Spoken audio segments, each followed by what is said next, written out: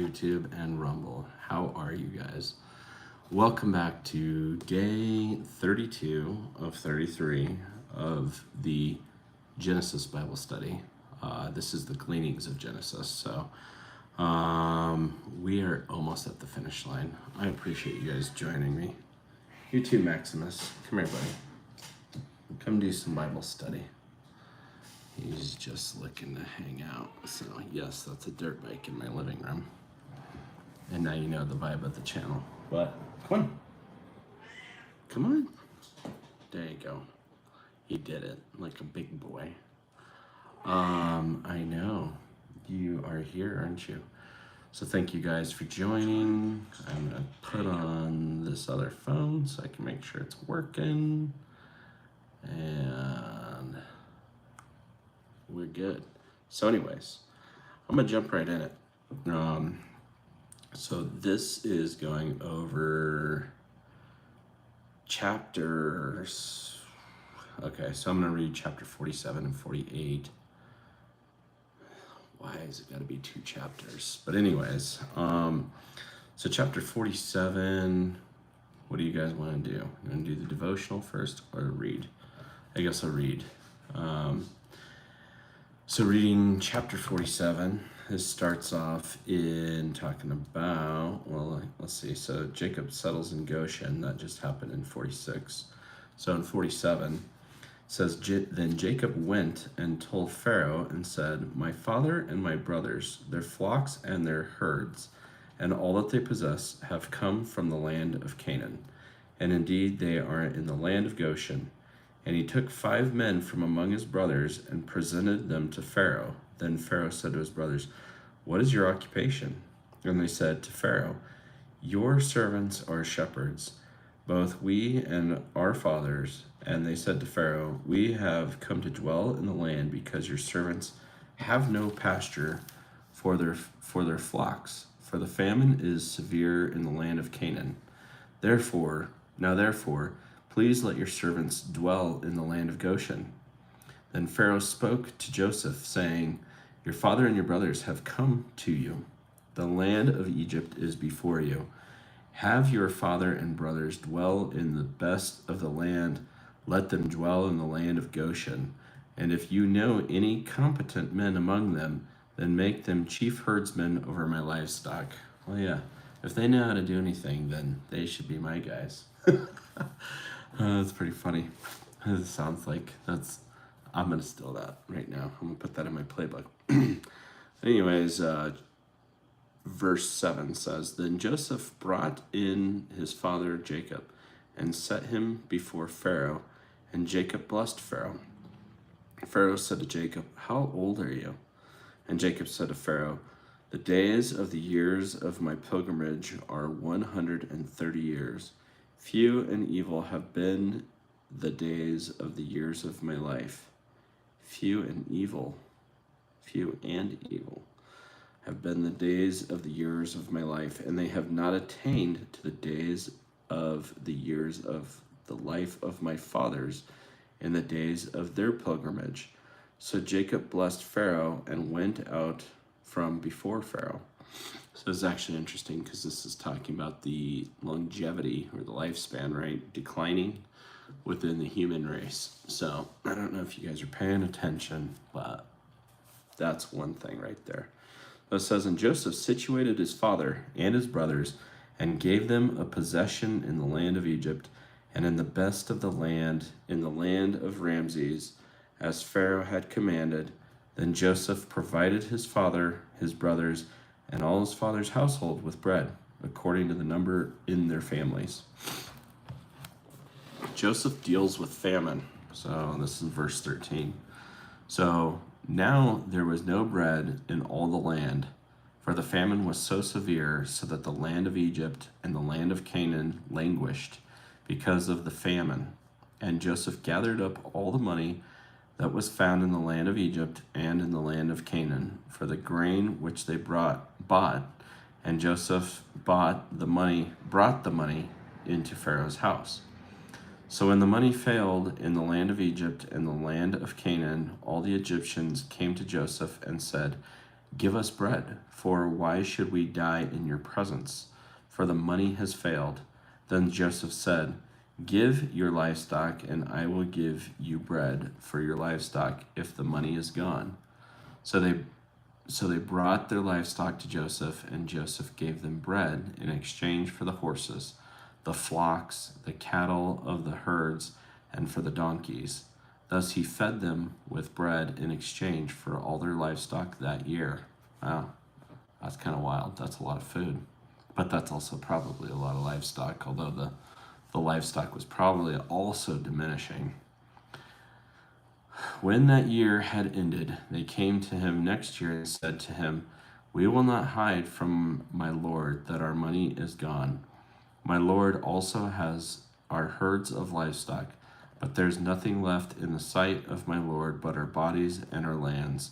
Why should we die before your eyes, both we and our land?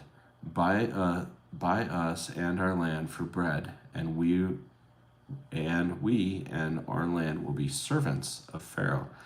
Give us seed that we may live and not die, that the land may not be so desolate. So it says here, can a mortal ask questions which God finds unanswerable? Quite easily, I should think. All nonsense questions are unanswerable. That's from C.S. Lewis, in case you're wondering. So it says in verse 20, Then Joseph bought all the land of Egypt for Pharaoh, for every man of the Egyptians sold his field, because the famine was severe upon them. So the land became Pharaoh's. And as for the people, he moved them into the cities, from one end of the borders of Egypt to the other end. Only the land of the priest he did not buy, for the priests had rations allotted to them by Pharaoh, and they ate the rations which Pharaoh gave them. Therefore they did not sell their lands.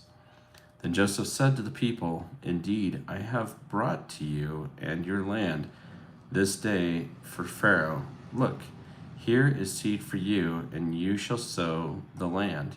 And it shall come to pass in the harvest that you shall give 1/5 to Pharaoh, 4/5 shall be your own, as seed for the field for your food, for those of your households, and as food for your little ones. So they said, You have saved our lives, so let us find favor in the sight of my Lord, and we will be Pharaoh's servants. And Joseph made it a law over the land of Egypt to this day that Pharaoh should have 1/5, except for the land of the priests only, which did not become Pharaoh's. I am now wondering if I accidentally made this not visible to everybody. Oh, I can do filters. Oh, maybe I can, maybe I can't. Oh, I highlighted my channel. I don't know how I did that, guys. Don't pay attention to me. I don't know what I'm doing. I'm just going to take a quick look on here to see if this is actually broadcasting or what I'm doing. I'm not confident that it went out the right way. Maybe it's in the studio recording.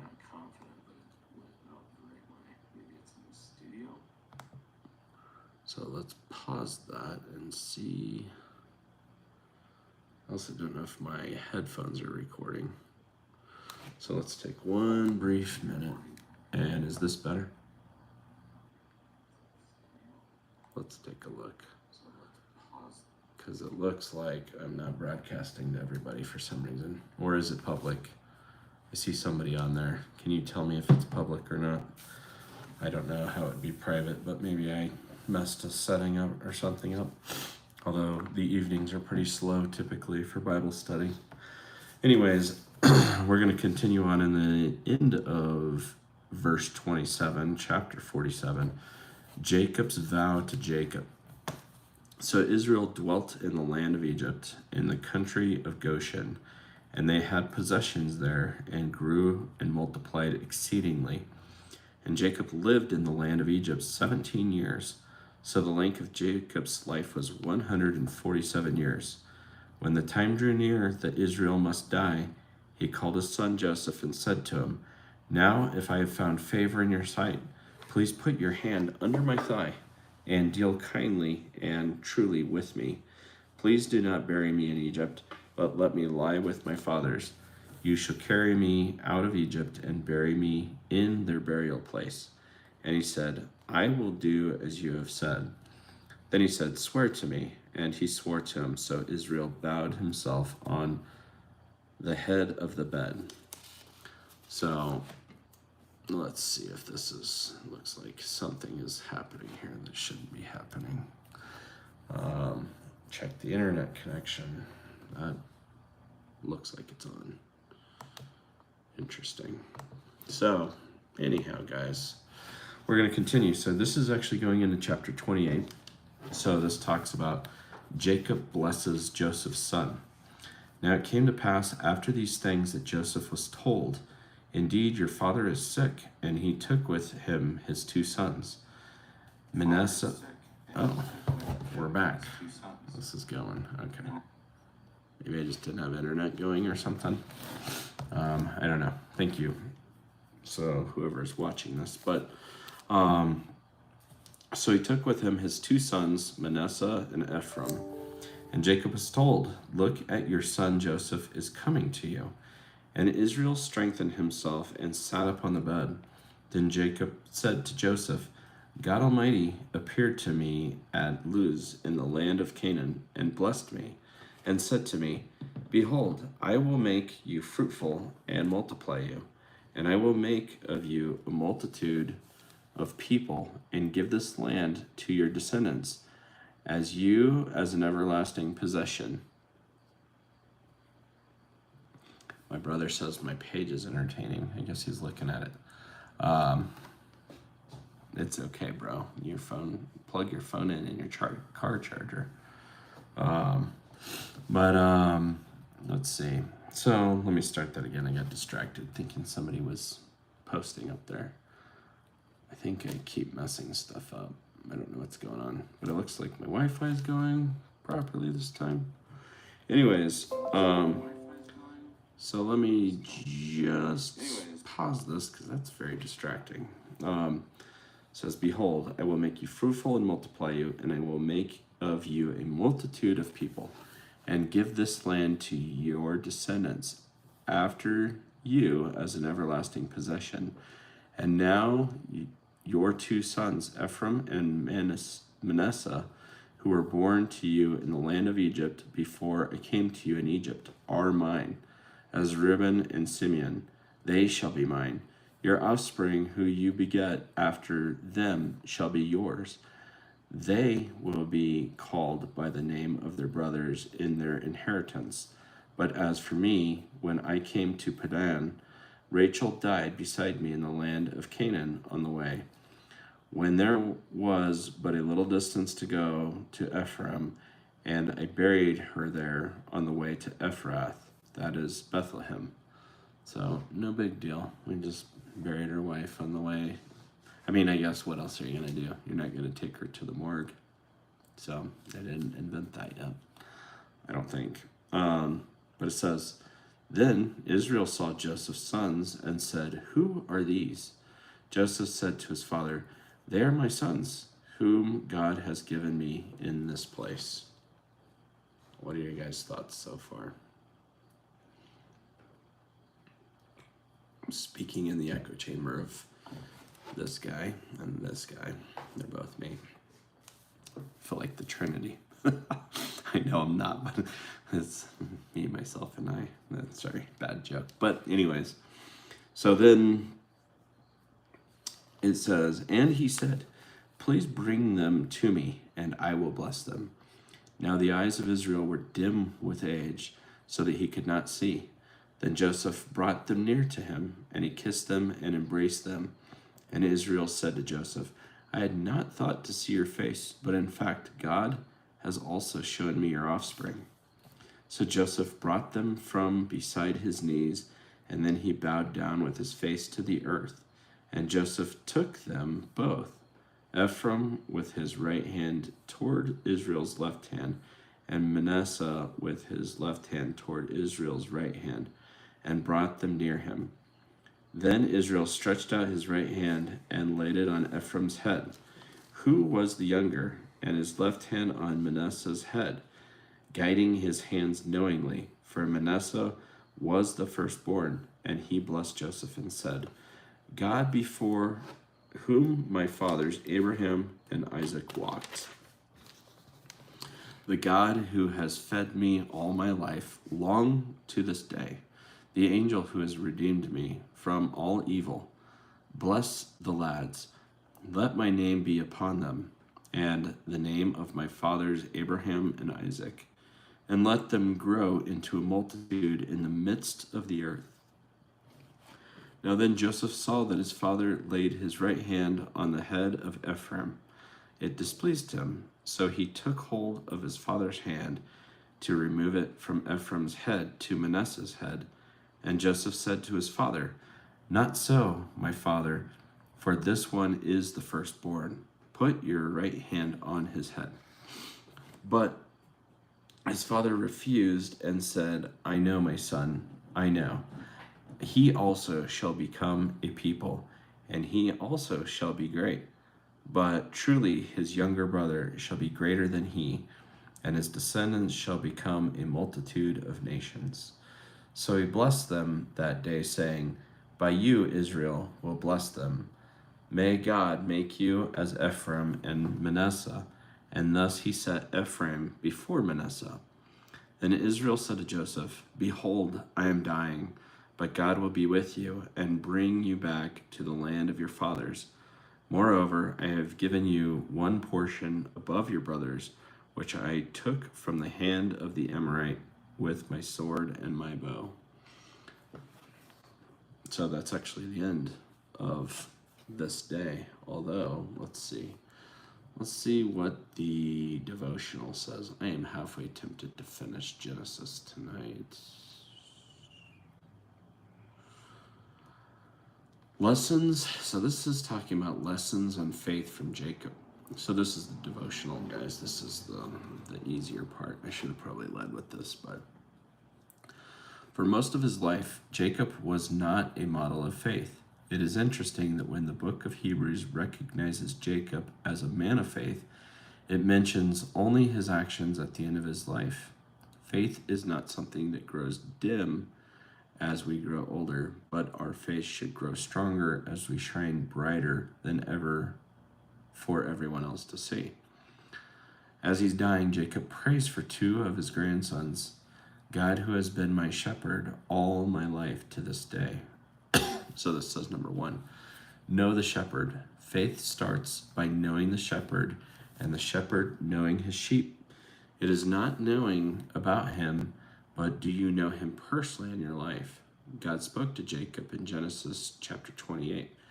God initiated a relationship with Jacob. He does the same with all of us in many different ways, for many different reasons. Jacob took a small step in faith in Genesis 28. Jacob bargained with God. I wouldn't ever advise that, by the way. It isn't what a mature believer would do, but it shows a glimmer of faith. But it was not until Jacob stopped manipulating and asked God to take over and bless him that he started walking with God. It's actually very true. I feel that in my own life. And the blessings are just completely different than how you think that they're going to be, right?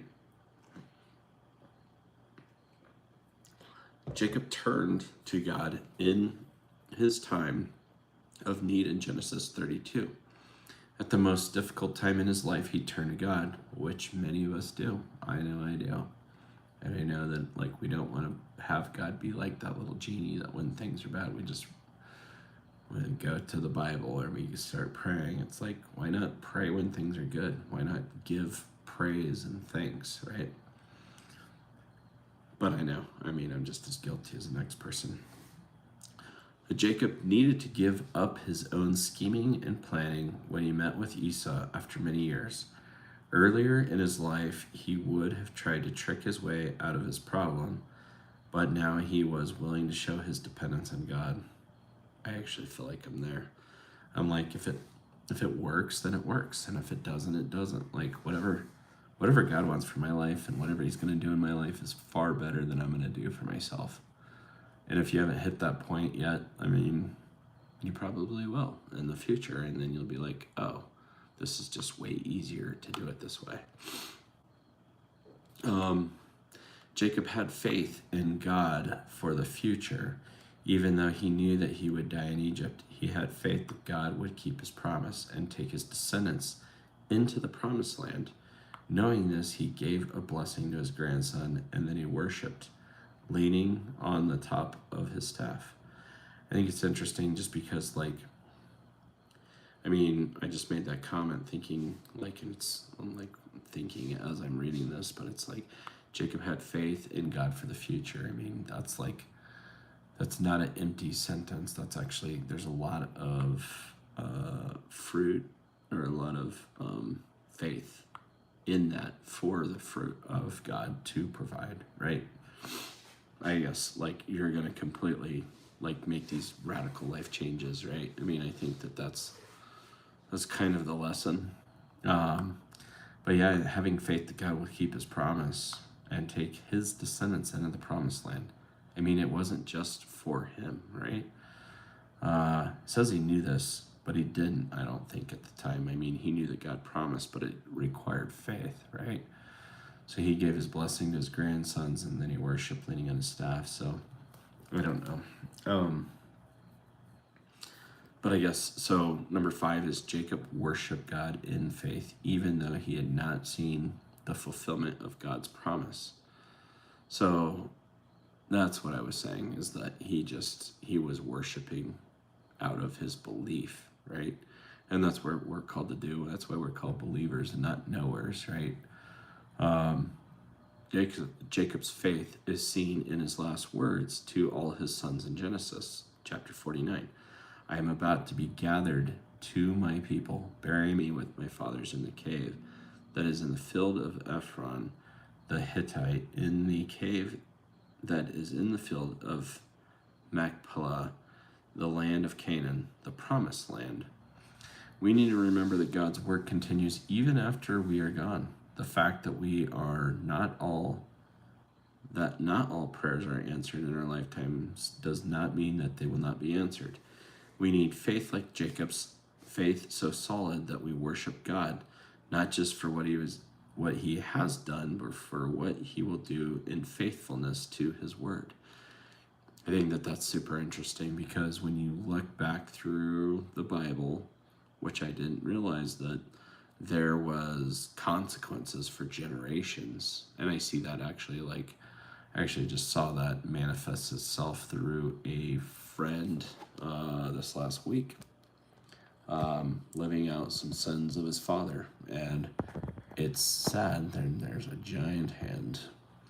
It's sad, but only we can pursue the spiritual healing that is required to repair those things, right? Like, for myself, like, it's a lot of work to try to figure out how am I going to fix these problems.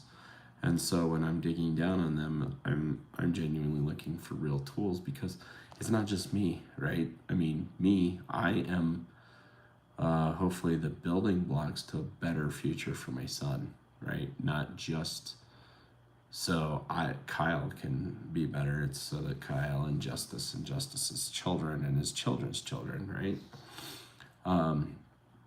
But anyways, it says, what a fantastic thing it is for us to be able to say to our children, behold, I die, but God will see you through. I guarantee it, because he has seen me through.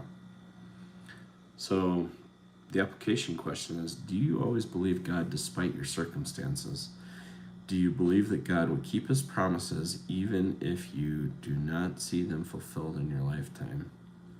I mean, I hate answering this, honestly, because I think sometimes my actions speak louder than my words. And so when I sin, I feel like sometimes it basically says that I think that ultimately I don't believe what God is saying. I don't believe his word, because I think that I have the opinion or I think I'm right. And I think that that's a pride issue, which is really funny because like a pride, and I mean it's like right now publicly, it's more of a thing that's linked to like the homosexual movement, right?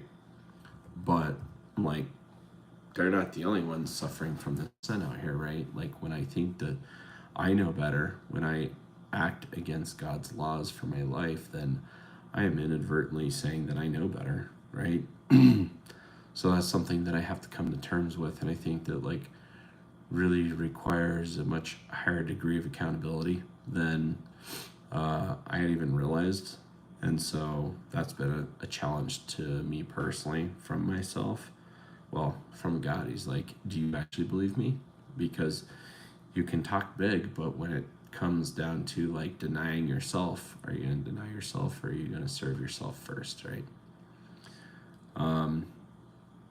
The quote says, faith is like radar that sees through the fog, the reality of things at a distance that the human eye cannot see. That's true. So we have to make faith a primary objective, because otherwise we're going to continue to sell ourselves short, right? And it's funny because you could see it so easy in like other people's behavior, but when you look at your own and you sit there and you're like, well, I really need to like tone down my pride and my ego and like make better decisions. Kyle, treat yourself like you love yourself, right? Sometimes it's weird because I feel like we can feel like we serve other people so much better, but yet when it comes time to make the best decision for ourselves and our future, we continue to deny ourselves of that. And really we will be paying the price, right? We pay the price pretty quickly anyways. So I think some of those consequences are like in our lifetime, but some obviously are more eternal that we're going to have to answer to. So today the prayer is, Lord, help me not desire and manipulate my plans for my life, but help me to trust you. Help me trust you that you have the best plan for me. Help me always desire to be in the center of your plan for my life and see you fulfilling it, not in ways that I want it, but in ways that you see fit. Renew and strengthen my faith in you today. Amen. That's a great prayer, actually. I feel like I'm going to actually add to that real quick, but so one more day of Genesis, guys, before I close this out in prayer. And do you guys have anything that you need prayer for before I shut this down? I'm going to pray, and if you feel inclined to put it in the comments section, then I will throw you up a prayer. But I just want to say, dear God, thank you for today. Thank you for the abundant blessings that you pour out. I thank you that my son has been welcomed into a school where you are present throughout the vast majority of things at that school, but I know that evil still wants to creep in and still kill and destroy. And God, I just ask that you protect my son as he's in that environment, even though it's a Christian environment. Doesn't mean that Satan's not trying to stir things up. God, just thank you for all the opportunities you've given. Give me wisdom and discernment in them. My brother's driving tonight. I ask you to keep him safe, put a veil of protection over him as he has an hour or two left in front of him. Just that he can drive safe, but also that you just keep all of our friends, family, loved ones happy and pursuing you, God. I ask you for all of our clients and the customers, the people that I work with and that I serve them and them first, and that I serve them in a way that you would serve them. And God, I just pray that you continue to just work on me, allow me to drop that pride and ego, and realize that I need to make better decisions that are honorable to you and you alone, and not serving my own flesh or desires or whatever it is that I think I'm going to get. Just let me know that your plan is higher than mine. But anyways, just be with me through the rest of the week. I just ask God that you just watch over all of us and that your will be done in your name. Amen. All right, guys. Love you. Good night and God bless. Talk to you later on the next one. The last day of Genesis. Bye-bye.